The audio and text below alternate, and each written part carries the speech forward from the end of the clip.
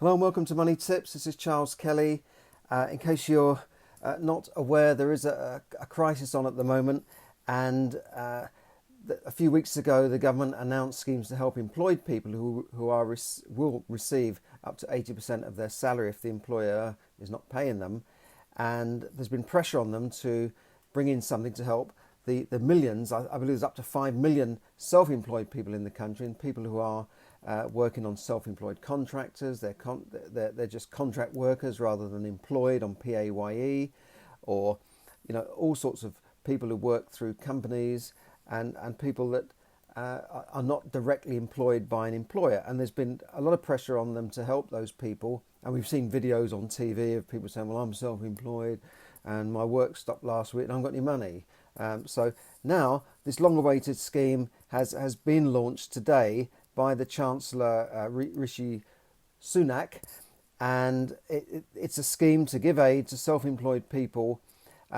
However, there is a possible sting in the tail that could mean that there will be future changes to, as he put it, to equalise the taxation between self-employed and employed people who he perceives as paying more tax, or a higher rate of tax, he even said. And that could cost all of the self-employed people money in the future, whether or not you take advantage of this aid that's coming out. So let me explain in more detail. So first of all, he's announced this scheme today to give relief to millions of self-employed people. It's kind of aimed at the 3.8 million of the 5 million self-employed people who earn under £50,000.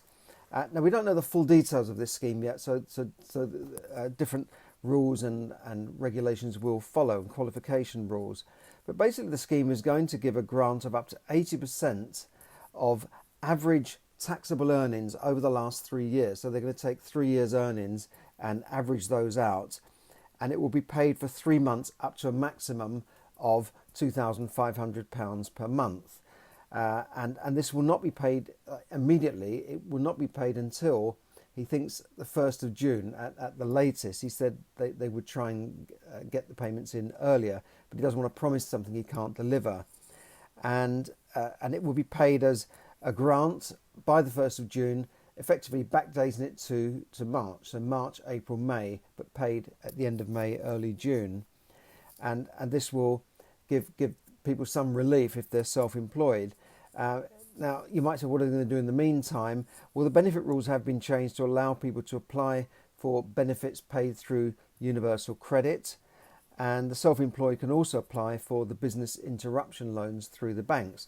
Although, as I've pointed out to you in the last few days, and I'm putting the helpline number on my blog on moneytipsdaily.com, this line is not only very busy, but it doesn't seem very helpful. I couldn't even get through to a human after pressing this button and that button and then getting cut off.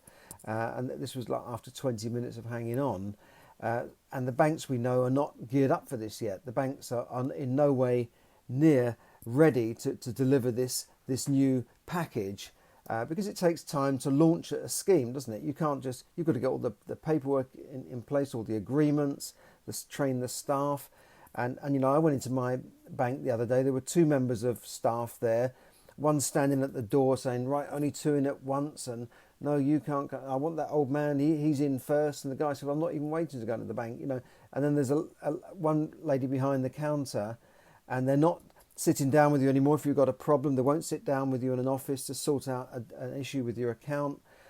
So I don't know where they're going to be able to sit down with people and talk these things through. Perhaps it will be just done remotely. I really don't know.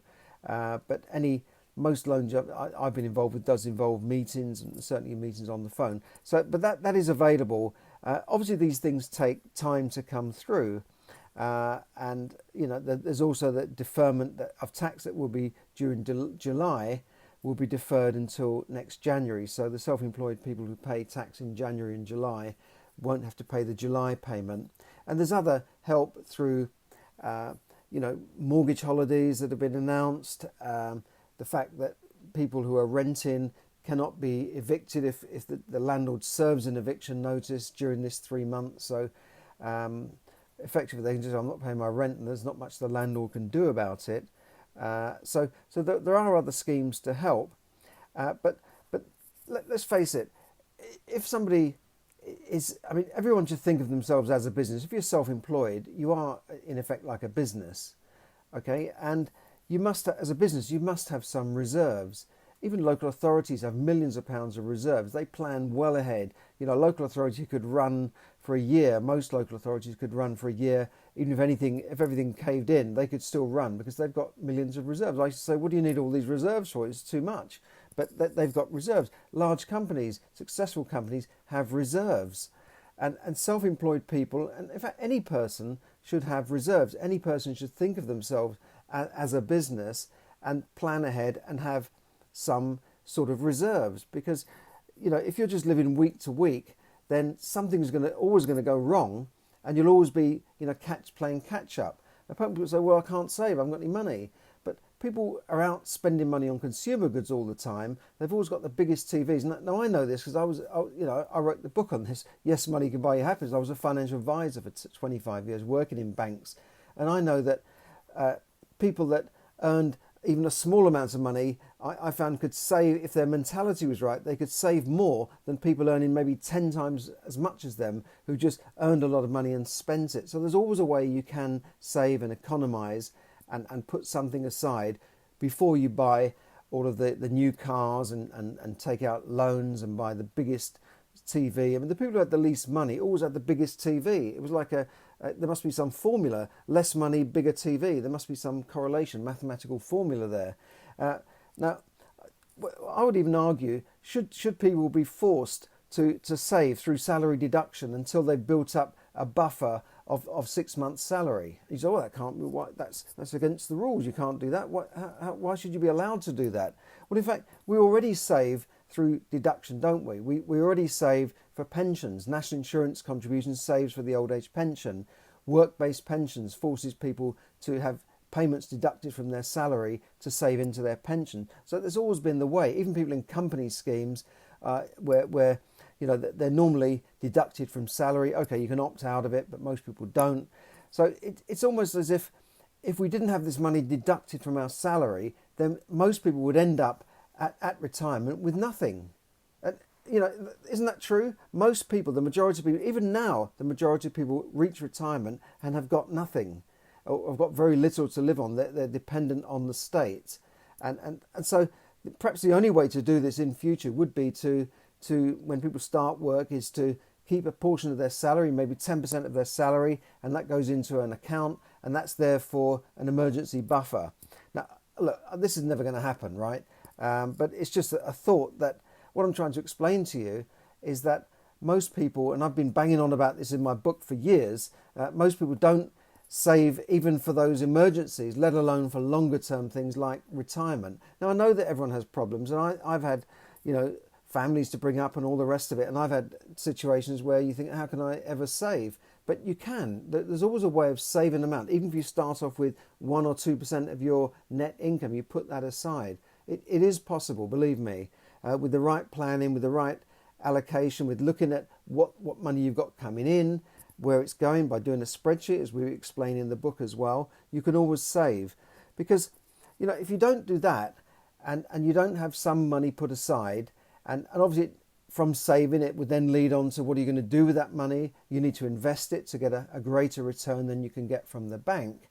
But let's face it, if you don't do that, and you don't have some savings and be able to have some form of passive income through savings or through starting a business or investing, then you're never going to get out of the rat race, are you? You'll always be working. There's no way that you can ever stop working if you haven't got some kind of savings. Now, there are different ways of doing this. You can have a business. If you know, people perhaps think of their savings as investing in their business, investing in themselves, and this is why a lot of self-employed people go self-employed. They want to build a better life for themselves. So there's always a way of doing this, and you know, I've explained over the last few days that if you can't do a physical business, maybe you can do some sort of online business through Amazon trading, or you know, all sorts of things. I've got one person here online here.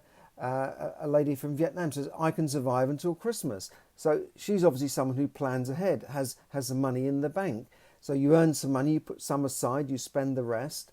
And don't think you can't do it. I've seen thousands of people do this over the years. I've interviewed thousands of people as a financial advisor, and I know that it can be done. I remember one young couple, they were in very low paid jobs, perhaps what you call them minimum wage jobs, although in those days there wasn't even a minimum wage. They saved their money, they had savings, they even managed to buy a second home, and then they bought a third home. Then they, by investing in a property, they managed to build up a bit of equity. They then sold that and bought another one and then remortgaged that. There's always a way of doing these things. And believe me, one worked as a sort of a concierge in a club somewhere in London. The other lady used to do cleaning jobs. And yet they were able to build up some wealth for themselves. So when they're nearing retirement now, I know that they're going to be comfortable in retirement, and they're already planning ahead. So there's lots of ways you can make extra money. If your income is really that tight, then have you thought about maybe starting an online business or getting a second job or cutting out something that you don't need? Look at your direct debits. And believe me, that's the only way out of this rat race. And if you look at my blog, I'll talk about things like learning how to trade online, or perhaps taking what you have as a physical business now and launching it online through things like Amazon trading. So if you're interested, get in touch with me, charles@charleskelly.net. So there you go. This scheme has been announced by Rishi Sunak, and it's a good scheme. It's unprecedented. It's the government really putting billions of taxpayers' money in a way into helping the employed, the self-employed, and all the vulnerable people in our society to get through this coronavirus. And remember how lucky we are in the UK, because in many countries they don't have this safety net.